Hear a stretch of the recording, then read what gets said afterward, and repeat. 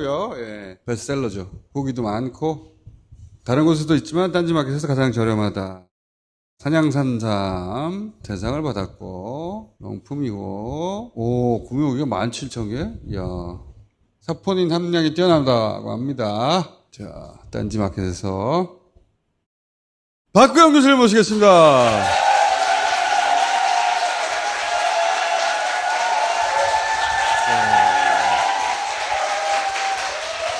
자, 안녕하십니까. 교수님, 방학 얼마나 남았어요? 나? 어. 남의 사생활에 관심 갖지 마세요. 아니, 언제까지 뽑아먹을 수 있는지 내가 스케줄을 하려고. 해야 될 일이 있으면 하는 거고, 아니면 하는 거지. 아니, 방학이 언제까지냐고. 8월 말까지? 네, 8월 말. 앞으로 4번 더 써먹겠구나. 자, 교수님, 무슨 주제를 이번에 들고 왔을까? 고통스러운 게 있을 때 철학적 사유를 해야 되거든요. 최근에 조국 관련된 방송을 하셨잖아요. 그거 보는데 너무 괴로운 거예요. 조국 관련. 그 이유는 뭐냐면, 이건 저의 이제 솔직한 고백이에요. 제가 보기에는 조국은 도덕 파시즘에 의해서 학살된 거예요. 그런데 거기에 나는 가담하지 않았나 지금 묻는 거예요. 왜 그런 질문을 묻게 됐냐면, 조국 관련 수사가 시작됐을 때 그 수사를 보고 듣는 게 너무 괴로운 거예요. 그래서 외면했어. 안 보고 가끔 친구들을 만나면 조국을 방어하는 나 같은 사람, 또 반전은 조국을 극단적으로 비판하는 진보진영 내에서, 그럴 때 항상 제가 정확하게 답변을 못하는 거예요. 그러다가 최근에 어준 씨의 방송을 보니까 어준 씨는 그 모든 과정을 함께 온 거잖아요. 다 봤지 나는. 하나. 다 봤잖아. 나는 그때 피했는데 뭐지 어준 씨는 참 힘들었겠다. 나는 막연하게 조국 대표와 그 일가족이 검찰 파시즘에 의해서 당했다고만 알고 있지 정말 구체적으로는 모르는 거예요. 정말 들으면 들을수록 이게 너무 말도 안 되는 거야. 구체적으로 모르는 사람이 대부분이죠. 구체적으로 공부를 해보니까 왜 나는 그때 외면했는가. 사실은 그때 싸웠어야 되는데 왜 우리는 다 외면했는가. 이건 무슨 문제가 있는 거 아닌가? 라고 하는 생각을 하게 됐어요. 철학자라서 남다른 질문을 하는구나 스스로. 네. 그런 질문을 하니까 굉장히 괴롭더라고요. 4.3 동학 5.18을 내 심장에 두고 철학하는 사람인데 그런 내가 왜 외면했을까? 괴로우니까. 외면했단 말은 뉴스를 추적을 안 한단 말이에요. 뉴스를 외면한 것이 우리 안에 싸움을 할 때 제대로 싸움을 못하게 만들었다. 나 자신도 그런 도덕주의 그 함정에서 못 벗어난 것 아닐까? 와, 철학자는 하기 힘들구나 진짜.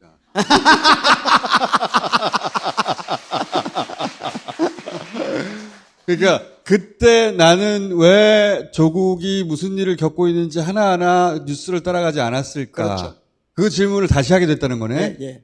내가 조국의 편에 섰긴 했지만 그렇죠. 그렇다고 그 재판이 어떻게 진행되는지 하나하나 뉴스를 팔로우하지 않았어. 예. 괴로워서. 왜 내가 그랬을까? 예. 그럼 안 됐었는데. 그렇죠. 그랬으면 안 됐죠.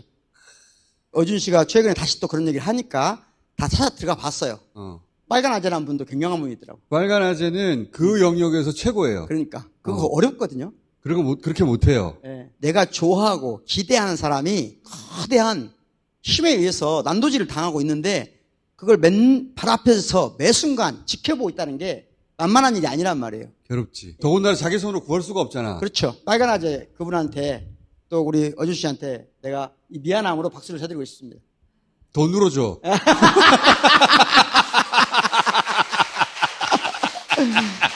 그래서 이 과정에서 조민 씨가 고졸이 됐잖아요. 고졸이 됐어, 진짜.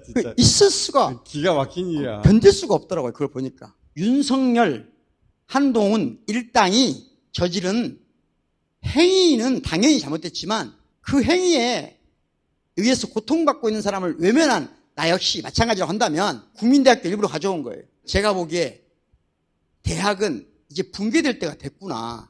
대학이 조민을 고졸로 만드는데 부역한 거 아닙니까? 부역했어요. 부역한 거예요. 맞아요. 조국 교수를 서울대에서 파면시킨 건 부역한 겁니다. 부역한 거지. 그런 정도 건으로 대학 교수가 파면되지 않습니다. 절대로. 조민도 마찬가지예요. 표창장이 뭐라고 씨발 그거. 저도 똑같은 국립대학 교수이기 때문에 국립대학 교수가 철밥통이거든요. 조국과 조민에게는 그런 할 수 없는 모든 행포를 저지른 대학이 김건희에게는 차라리 국민대학교가 지금도 박사학위 유효하다고 해야 된다고 봐요. 차라리. 이건 뭐예요? 이제 와서 박사학위를 그러면서 대학평가에서 13위였다고 자랑해놨더라고. 이걸 철학적으로는 장포를 싸르뜨리가 뭐라고 했냐. 이게 구토증인 거예요. 어지럼증, 구토증을 발생시키는 거예요. 이게 하필 국민대학이 재수없게 걸린 것이고. 그렇죠. 국민대학이 문제가 아니라 대학의 문제란 말이에요. 다른 대학이었어도 똑같이 했겠지. 똑같이 했겠지. 총장부터 그 의사결정권자들이 그렇게 결정한 거 아니에요. 정계순 교수가 다녔다는 네. 표창장을 줬다는 대학 총장. 동양대. 지식인이 아주 평범한 사람보다도 도덕적으로 견딜 수 없는 수준으로 추악하다. 조민만 못하다고 생각하는 게 조민도 협박을 받은 거예요. 10년 동안 공부해온 거 다 날리고 너 고졸이 될래? 아니면 검찰이 요구하는 대로 적당히 꺾어질래? 근데 조민은 나는 고등학생 돼도 되니까 엄마가 나를 위해서 검찰이 요구하는 대로 적당한 거짓말 하기를 원치 않는다고 고졸을 택한 거예요. 그게 조민만 못한 거예요. 이 대학 총장들이 다. 나는 그래서 조국 사면 복권이 문제가 아니고 네. 이 사안으로 수사를 해야 된다고 생각해요. 그러니까 특검을 해야 된다고 생각합니다. 나도 그렇게 생각해요. 네.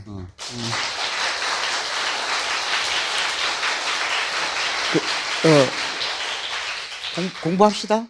공부합시다. 아, 이거는 반성이고 또 공부가 따로 있어? 권력과 권위에 굴복하면서 도덕을 내세우는 사람들이 도덕을 앞세워서 비판했어요. 하지만 권력과 권위에 굴복한 거예요. 그것은 도덕이 아니라 도덕 파시즘에 의한 권위주의에 빠져서 그걸 알지도 못하면서 비판하는 거거든요. 한 번도 제대로 들여다보질 않고 우파가 권위주의가 합쳐진 것을 파시즘이라고 합니다. 권위주의란 권력과 권위에 굴복하는 거예요. 또 이 가족은 다시 말하면 우파 권위주의, 파시즘이 파괴한 사람들이다. 오늘 빨리 끝내란 말 안 하네. 빨리 끝내줘. 나의 정치적 의견이 어디에 있는지를 정확하게 컴퍼스를 대서 찍어주는 거거든요. 그런 조사하는 기관이 많이 있는데 그 중에 가장 오래된 저명한 기관이 영국에 있는 The Political Compass예요. 사이트가 있어요. 왼쪽, 오른쪽은 기본적으로는 경제 문제에만 적용합니다. 여기는. 그리고 위로 가면 권위주의, 아래로 오면 자유주의. 왼쪽 오른 좌우는 경제적 스케일이고 네. 아래 위는 사회문화적 스케일이다. 네. 그래서 예를 들자면 스탈린 같은 경우 좌파 권위주의한 거예요. 히틀러는 우파 권위주의예요. 그런데 히틀러하고 대처하고 비교해보면 대처보다 히틀러가 오히려 경제 문제에 있어서는 중도에 가까운 거예요. 경제 문제로만 보면. 히틀러가 훨씬 더 권위적이긴 하지만 그렇죠. 경제적으로는 대처가 훨씬 더 우파다. 그렇죠. 이게 가장 일반적인 정치적 의사 형성, 의사를 파악하는 방식이에요. 반면에 간디는 여기에 있네. 네, 간디네가 있습니다. 여기서 주는 경제적 질문들이 14가지가 있어요. 7번 봐보세요. 사회에 아무런 기여를 하지 않으면서 단지 돈을 굴리는 방식으로 부를 축적하는 것은 바람직하다? 바람직하지 않다. 그래서 여기서 그 답을 어떻게 하느냐에 따라서 그렇죠. 당신의 사역은 이러합니다라고 말해주는 거지. 하는 겁니다. 오케이. 예를 들자면 9번 봐보세요. 9번 기업의 유일한 사회적 책임은 이익을 남겨 주주들에게 나누어주는 것이다. 여러분한테 물어볼게요. 강력히 동의하시는 분 손 들어보세요. 강력히 동의하시는 분. 그냥 일반적으로 동의하시는 분. 동의 안 하는 분. 절대적으로 동의 안 하는 분. 여러분 정도 되면 지금 중도 좌파입니다. 이거 점수를 쭉 매기는 겁니다. 오케이. 부자들은 현재 너무 많은 세금을 내고 있나요? 강력히 동의한다.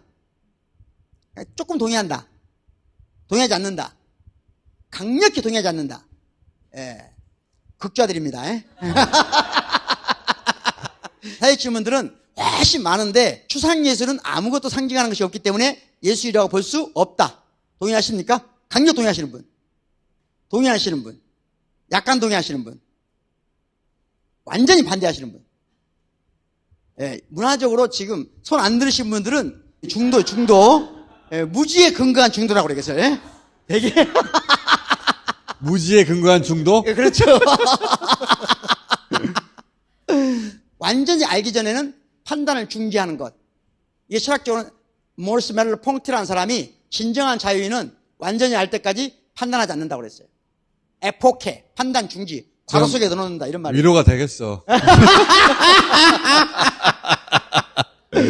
9번 재밌지 않아요? 점성술 등은 나의 운명을 잘 설명해 준다.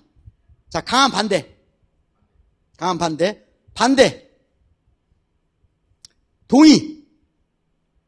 강한 동의. 지금 이 나라를 이렇게 내란으로 오라간 사람들은 강한 동의자들이에요. 그런데 아주 재미있는 게 있어요. 점성술을 현실을 설명한다고 보면 권위주의자예요. 근데 점성술을 문화적인 것으로 보면 자유주의자예요. 이거는 혼의 정사는 일반적으로 부도덕하다. 이건 어느 쪽으로 가야지? 해볼까요? 여러분, 자, 혼의 정사는 일반적으로 부도덕하다. 강한 반대. 반대. 강한 동의. 예, 이런 분들이 히틀러가 될 위험성이 많은 겁니다. 혼의 정사를 부정적으로 보는 것은 전승되어 온 규범인 거예요. 전승되어 온 규범에 복종하는 것, 권위주의다. Y축의 위로 점점 가는 거예요. 이렇게 하게 되면. 예를 들면 13번. 선천적인 동성애자는 없다. 강한 반대. 예. 강한 동의. 예, 강한 동의는 차별금지법을 반대하는 사람들. 지금 내용을 잘못 이해하고 잘못 들었을 수가 있어요. 그렇지. 제목이 오해하기가 좀 좋다. 예, 오해하기 좋아요. 즉각적으로 대답하도록 요구해요. 하다 보면 나의 좌표가 딱 찍혀요. 그래서 아까 맨 처음에 본 그 표에서 좌표를 딱 찍어줘. 그렇죠. 재밌겠네. 그럼 여러분이 생각하는 정치인의 자리는 어디냐 이거죠. 예를 들어보겠습니다. 우파인데 기업밖에 모르고 노동자는 무시하고 가난하대. 가난한 사람이 자유로 알아? 1번이에요. 윤석열이지. 근데 윤석열은 너무 내용이 없기 때문에 여기에 넣어주고 싶지가 않아. 이론상으로 안철수가 자기가 주장한 것이 어디냐? 지금 3번이에요. 극중주의예요. 예. 교수님은 여기지 6번. 6번 여기서 더 아래로 내려와야지. 자, 민주당은 몇 번인 것 같습니까, 여러분? 민주당은 요 정도쯤에 있죠. 그렇죠. 요 정도쯤에. 3번, 4번이죠. 네, 요 정도. 조국혁 신당은 어디 있을까요? 제가 분석해본 바에 따르면 민주당은 3번, 조국혁 씨는 4번이에요. 4번이 두 개야, 근데 여기. 번호를 잘못 썼네. 내가 하나 썼어야 돼. 그 표를 잘 만들어주세요. 철학교수의 한계. 민주 진보 진영 국회의원만 낳고 오면 대개 이렇게 분포되어 있어요. 문제가 뭐예요? 우리나라 지금 정치인들이 권위적이라. 민주 진보 진영의 미래가 저는 이렇게 됐으면 좋겠다는 바람이에요. 이렇게 되게 하려면 어떻게 해야 될 것인가? 이건 뭐 나의 정치적 의식의 자리는. 나의 정치적 의식은 네. 제가 해봤더니 이 자리입니다. 어진 씨도 아마 저보다 조금 아래에 있거나 그럴 거라고 생각합니다. 미국을 조사해보면 이번에 선거를 나온 사람들을 공약에 갖다 놓고 이 기관에 다 해요, 이걸. 트럼프 어디 있어요? 그 다음에 부통령. 옆에 있잖아. 옆에 같이 있잖아요. 우파이면서 권위적이고 뭐예요? 파시즘이라는 얘기예요. 그런다고 그래서 카메라 해리스라든가 그의 부통령들이 굉장히 리버럴한 것도 아니에요. 대중적인 정치인들이 리버럴하지가 못해요. 예술가들이 가장 리버럴해요. 미국에 보면 우파 권위주의와 중도 우파 간의 대결이 되고 있다. 지금 미국의 선거는 좌파 우파의 대결이에요? 권위주의와 자유주의 대결이에요? 지금 전 세계는 좌파와 우파의 대결이 아니라 권위주의와 자유주의의 대결이다. 이걸 제가 주장하는 거예요, 계속. 그러니까 사회 문화적인 차이가 훨씬 더 중요하다는 거예요. 이건 뭐냐면 독일 거예요. 극우가 의외로 경제정책에서는 극단적이지 않다는 거예요. 그러니까 경제적으로는 극우가 아니에요. 예전에는 경제적으로 극우였는데, 네, 극우였는데 권위주의가 더 문제인 거예요. 녹색당이 점점 위로 올라가고 지금 저렇게 와 있어요. 녹색당의 환경정책이 사회당보다 더 보수적이에요. 그러니까 정체성이라는 게 많이 흔들리고 있다. 마르크스적 관점에서 자원은 이제 끝난 거네. 그렇죠. 이제 사회적 관점에서 더 진보적이냐, 보수적이냐. 그렇죠. 이제 그 대결이 되고 있는 거네. 제가 그걸 계속 얘기했는데 이제 표로 보여주니까 이해를 하시네. 이거 굉장히 중요한 통찰이다. 네. 그래서 문제는 뭐냐?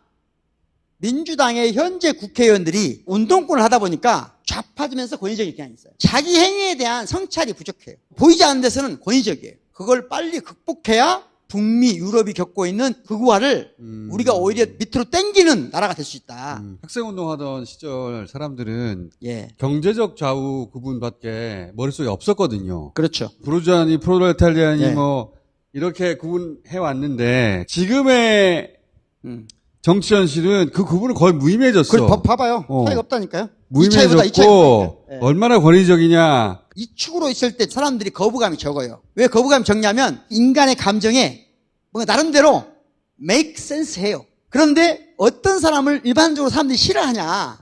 이쪽 축에 있는. 너는 왜 경제적 진보를 얘기하면서 그렇게 권위적이야? 그렇죠. 자유당이 미국이나 유럽에서 항상 제3당 이상을 못 해봤어요. 미국도 자유당이 있어요. 자유지상주의자들이에요. 리버테리언니스트들이에요. 경제 문제만을 가지고 그 극단에 가 있는데 권위적이지는 않는 거예요. 문화적으로는. 약간 한동훈이 지향하는 그런 거거든요, 지금. 경제적으로는 완전한 시장주의자지만 문화적으로는 내가 예를 들면 세련됐다. 월스트리트 같은 거야, 월스트리트. 그렇죠. 그렇죠. 정확히 말했죠. 표현 정확했어요. 똑똑하잖아. 똑똑해? 똑똑해? 자, 넘어가 볼까요?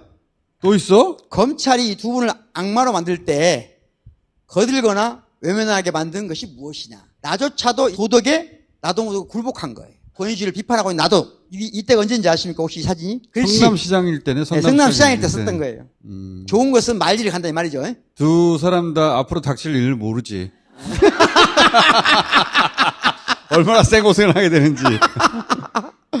네. 가장 반권위적인 사람은 여기서 만났는데 언제 느꼈냐면 핫백을 나눠주는데 빨리빨리 줬으면 좋겠는데 핫백 받으실래요? 물어봐. 내가 좋은 것이니까 너도 좋은 것이니까 주는 것은 막 주는 것은 권위적인 거예요. 민주당의 좌파 권위주의가 그런 거예요. 내가 좋은 거니까 너 주는 거 너 빨리빨리 받아야지 이렇게 생각하는 사람은 권위적인 거예요. 근데 지금 이 친구들은 뭐냐? 이 핫백을 주는 순간에도 물어봐요. 받으실래요? 근데 옆에서 떡을 나눠주는 아저씨들이 있어요. 막 던져. 이 친구들을 이해하려면 우리가 권위주의에서 얼마나 많이 벗어나야 되는가. 친구들 사이에서도 뭐가 문제가 복잡하잖아요. 이 친구들 사이에서도 장벽이 커. 이 장벽을 극복하는 게 우리의 가장 큰 목표예요. 그래서 제가 지금 어준 씨하고 해보려고 하는 게 아까 그 폴리티컬 컴퍼스를 한국적 버전으로 만들어서 이 여론조사 꽂혀서 그 진단의 모듈 또는 그런 뭔가를 여기서 좀 만들어 주겠죠. 방법을 찾아내기 위해서 우선 진단을 정확히 해야 된다. 오른쪽 상단에 있는 축을 왼쪽 하단으로 끌어들일 수 있는 유일한 힘은 뭐냐? 문화, 예술, 사회적인 관계라는 거예요. 문화, 예술을 통해서 어떻게 서로가 친밀성을 구축할 수 있는가? 교수님하고 만들고 있는 게 있어요. 20대 남성에서 출발한 건데, 문제의식이. 이 세대는 왜 이렇게 뚝 떨어져서 70대보다도 보수화되어 있는 세대잖아요. 이해해야 한다. 이해하기 위해서는 그 측정하는 툴이 필요한 거예요. 그런 툴을 한국 버전을 또 만들고 여론조사도 해서 그들 스스로도 이해하지 못하고 다른 세대들도 이해하지 못하는 분석을 한번 해보려고 하는 거야.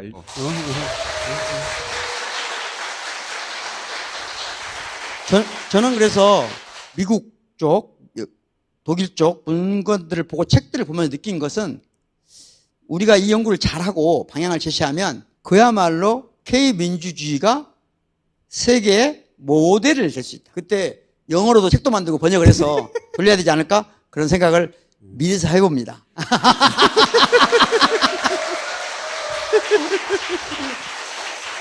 자, 그러면은 공지사항 하나 하고 끝내도록 하겠습니다.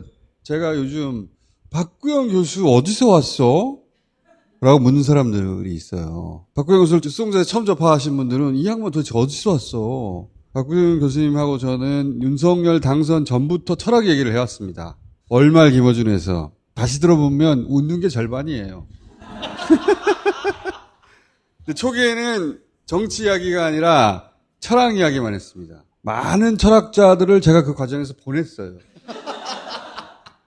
그러다가 이제 윤석열 등장과 함께 우리가 한가하게 철학만 얘기할 수 없다 해서 현실을 철학으로 풀어내는 이야기를 해왔는데 박구영 교수와의 만담을 어디서 15분 이상을 들을 수 있느냐.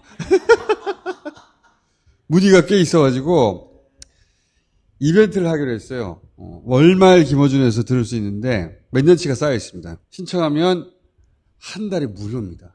한 달만 듣고 끊으면 돼요. 두 가지 점에서 장점이 있는데 그러니까 다른 가벼운 일을 하면서 듣기만 할 수가 있어요. 외국에 계신 분들이 많이 들어요. 그리고 조금 어려워요. 약간은. 공부하는 거 좋아하는 분들한테 아주 좋아요. 그리고 오디오로만 듣다 보니까 약간 착각들이 있는 것 같아요. 저를 만나면 엄청 친하다고 생각하시는 분들이 있어요. 제가 오디오로 한 이유인데 아는 사람과 대화하는 방에 같이 있는 것 같은 느낌을 주려고 내가 오디오 매거진을 만든 거거든요. 한 달 뒤에 끊을 때 도덕적인 문제를 안 느껴도 돼요. 자, 여기까지 하겠습니다.